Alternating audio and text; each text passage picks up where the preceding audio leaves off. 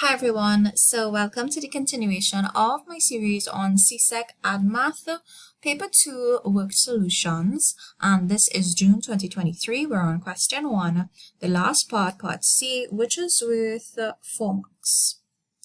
So we have to determine the value or values of p for which the function px squared plus 3x plus 2p has two real distinct roots, giving your answer in its simplest form.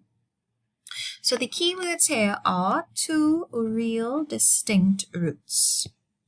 So when a quadratic function has two real distinct roots, it means that b squared minus 4ac is greater than 0.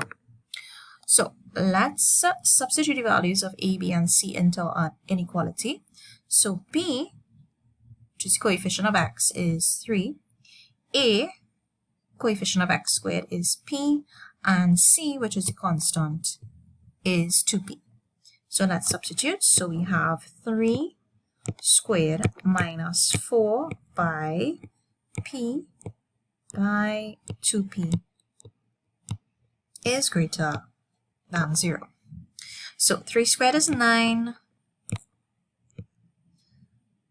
4 2s are 8, and p by p is p squared. So we have 9 minus 8p squared is greater than 0. Now, before we solve this inequality, you might be tempted to carry the 8p squared over to the right-hand side and then take square root of both sides. But to solve a quadratic inequality, we're going to solve this graphically. So first, I'm going to set 9 minus 8p squared equal to 0 and solve for the roots first. And then we're going to sketch the curve. So we can carry the 8p squared over to the right hand side and then divide by 8 on both sides. And if you take the square root of 9 over 8,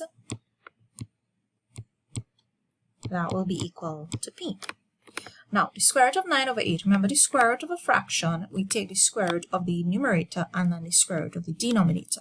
So the square root of the numerator 9 is 3, and the square root of 8, we'll have to simplify using surds.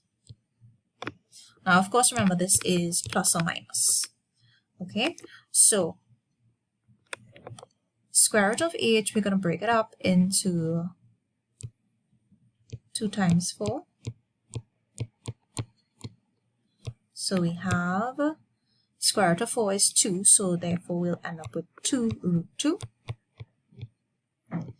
And then we can't leave it like that, we'll have to rationalize this surd. So if I multiply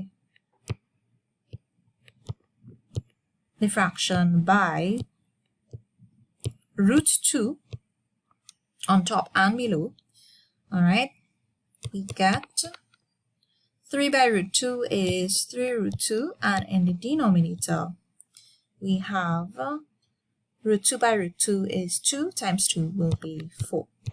Okay, so this is our value of p, and of course it's plus or minus. So let's sketch our curve. So the curve is 9 minus 8p squared.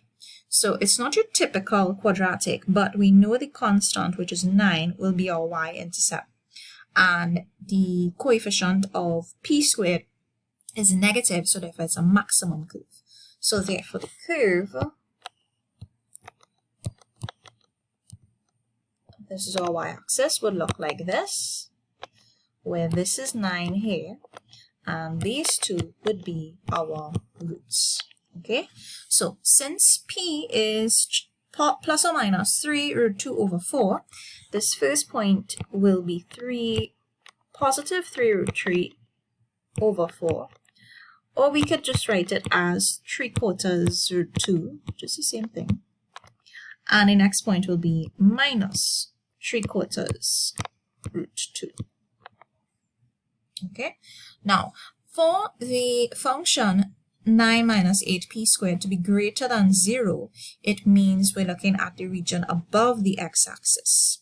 Alright, so to solve this inequality, the region that we have to shade, I'm going to shade it in a different color,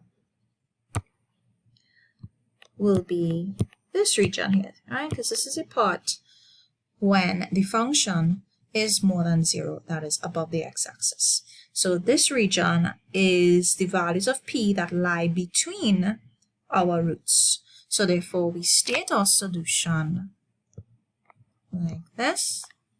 Negative 3/4 root 2 will be less than p, which is less than positive 3/4 root 2.